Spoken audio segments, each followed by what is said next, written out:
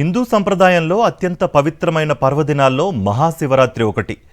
భోలేనాథుడైన పరమశివుణ్ణి ఆరాధించడానికి ఈరోజు పవిత్రమైనది, ప్రత్యేకమైనది. మహాశివరాత్రి సందర్భంగా తెలుగు రాష్ట్రాల్లోనే కాకుండా దేశవ్యాప్తంగా శివాలయాలకు భక్తులు పోటెత్తారు. తెల్లవారుజాము నుంచే భక్తులు ఆలయాలకు చేరుకుని ప్రత్యేక పూజలు చేస్తున్నారు. దీంతో శైవ క్షేత్రాలు భక్తులతో కిటకిటలాడుతున్నాయి. హరహర మహాదేవ శంభో శంకర అంటూ శివనామస్మరణతో మారుమ్రోగిపోతున్నాయి. ప్రముఖ ఆలయాలకు అధిక సంఖ్యలో భక్తులు తరలి వస్తుండడంతో ఆలయ పరిసరాలు కిక్కిరిసిపోతున్నాయి. రెండు తెలుగు రాష్ట్రాలు మహాశివరాత్రి పండుగ శోభను సంతరించుకున్నాయి. ఏపీ, తెలంగాణలోని శివాలయాలు శివనామ స్మరణలతో మారుమ్రోగిపోతున్నాయి. పండుగను పురస్కరించుకుని తెల్లవారుజామునే శివాలయాలకు భక్తులు పోటెత్తారు.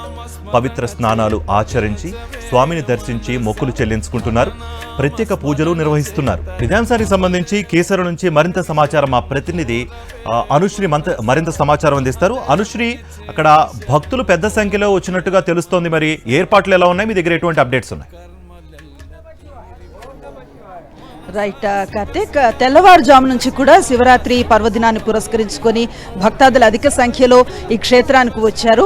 హైదరాబాద్కి సమీపంగా ఉన్నటువంటి పురాతన శైవ క్షేత్రాల్లో కీసరిని ఒకటిగా చెప్తూ ఉంటాము.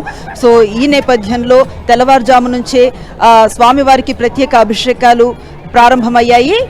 దీన్ని పురస్కరించుకొని చాలా మంది భక్తాదులు ఇక్కడికి రావటాన్ని మనం గమనించవచ్చు. ఈ క్షేత్రం హైదరాబాద్ నగరం నుంచి దాదాపు 50 కిలోమీటర్ల దగ్గరలోనే ఉండటం ఒక కారణం భక్తాదులు ఈ స్థాయిలో రావటానికి. ఏటా శివరాత్రి, కార్తీక మాసాల్లో ఇక్కడ విశేష పూజలు నిర్వహిస్తూ ఉంటారు. దీనికి లక్షల్లో భక్తాదులు ఇక్కడికి వస్తూ ఉంటారు. మనం చూడొచ్చు, చాలా మంది భక్తులు వచ్చి స్వయంగా వారు అర్చన చేస్తున్నారు, అభిషేకాలు చేస్తూ ఉన్నారు.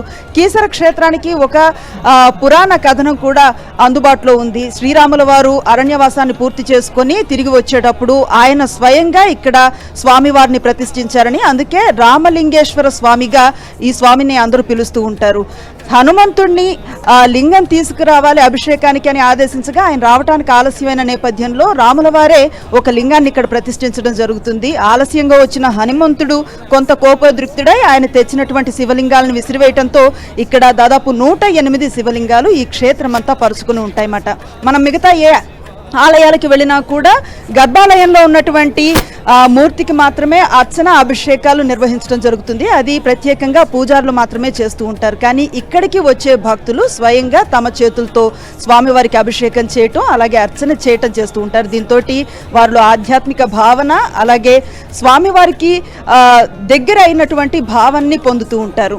ఈరోజు శివరాత్రిని పురస్కరించుకొని తెల్లవారుజాము నుంచి అభిషేకాలని మొదలుపెట్టినప్పటికీ ప్రదోష కాలంలో స్వామివారికి చేసే అభిషేకం చాలా విశిష్టమైంది. శివరాత్రి అంటే లింగోద్భవానికి సంబంధించినటువంటి ప్రత్యేకమైన రోజు ఇది.